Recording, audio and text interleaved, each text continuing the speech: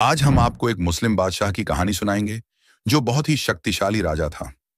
उसके लिए एक कहावत भी है कि देवताओं में जैसे कुबेर को खजाने का मालक माना जाता है, वैसे ही इसको इंसानों का कुबेर कहा जाता है। वह एक इकलौता मुस्लिम राजा था जो इतना अमीर था कि आज तक भी कोई उसके जितना धनवान नहीं हुआ। बेशक अमेजन के founder Jeff Bezos modern history के सबसे अमीर शख्स बन गए हैं। 10 करोड़ 25 लाख 625 हजार 525 करोड़ रुपए की नेटवर्थ के साथ उन्होंने सबको पीछे छोड़ दिया है। पर अगर इतिहास के सबसे अमीर शख्स की बात की जाए तो सिर्फ एक ही शख्स का नाम लिया जाता है और वो है मंसा मूसा। ये 14वीं सदी में अफ्रीका का राजा हुआ करता था। वो दुनिया भर में नमक और सोने का कारोबार करता था। उसकी दौलत के आगे जेफ बेजोस और बिल गेट्स जैसे लोग भी कुछ नहीं थे। मूसा की कुल संपत्ति बेजोस की नेटवर्थ से दोगुने से भी ज्यादा थी। 2000 मील तक फैला था राजपाट। अफ्रीका के जंगलों में रहने वाले माली साम्राज्य के राजा मंसा मूसा ने करीब 1312 से 1337 तक शासन किया। उस दौर में यूरोप में भूखमरी फैली हुई थी और सिविल वॉर का दौर था, लेकिन कई अफ्रीकी साम्राज्य फल फूल रहे थे।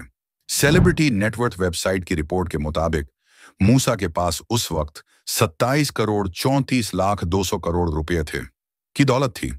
मूसा जब सत्ता में था तब उसने बहुत तेजी से अपना साम्राज्य बढ़ाया और इसे 2000 मील तक फैला लिया था।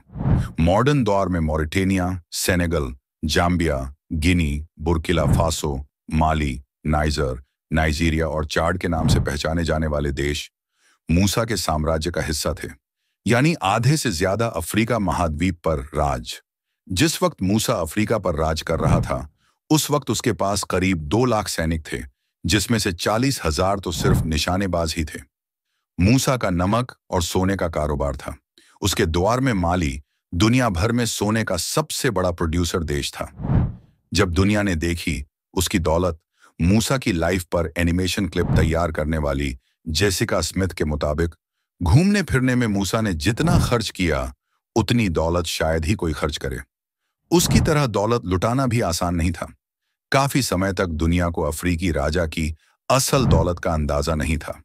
दुनिया उसकी दौलत से तब वाकिफ हुई जब उसने 1224 में 4000 मील की मक्का की यात्रा की। वो काहिरा होते हुए मदीना और फिर मक्का पहुंचा था और इस दौरान उसने बेइंतहा दौलत लुटाई। इस सफर में उसके साथ 10,000 सैनिक, नागरिक और गुलाम, सैकड़ों ऊंट, घोड़े और बड़ी मात्रा में सोने की मोहरें और ईंटें थीं। इतना सोना बांटा कि संकट खड़ा हो गया। मक्का की यात्रा के दौरान मूसा रास्ते में जनता को सोना बांटता जा रहा था। अपने सफर के दौरान वो मिस्र की राजधानी काहिरा में भी रुका था। इस दौरान मूसा ने वहां के गरीबों पर भी खूब दौलत लुटाई, जिसका असर ये हुआ था कि अचानक वहां सोने की कीमत गिर गई है और मिस्र में करेंसी क्राइसिस खड़ा हो गया। देश को इस हालात से उबरने में 1 साल लग गए थे। टिम्बकट्टू की सूरत बदल दी। उसने अपने साम्राज्य के लिए बहुत काम किया था। स्मिथ के मुताबिक वो खुद को सच्चा मुसलमान मानता था और टिम्बकट्टू में उसकी गहरी रुचि थी। इस जगह को नया रूप देने में उसी का योगदान है। उसने अपने शासन के दौरान कई मस्जिद बनवाई।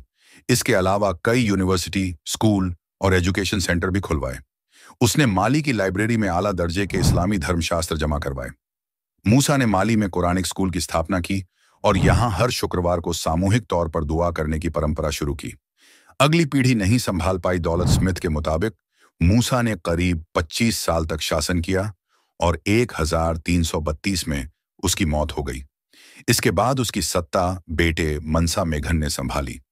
हालांकि आगे की पीढ़ी उसका कारोबार ढंग से नहीं संभाल पाई। माना जाता है कि लंबे सिविल वॉर और विदेशी हमलों के चलते उसका कारोबार तबाह हो गया और दौलत लुटती चली गई।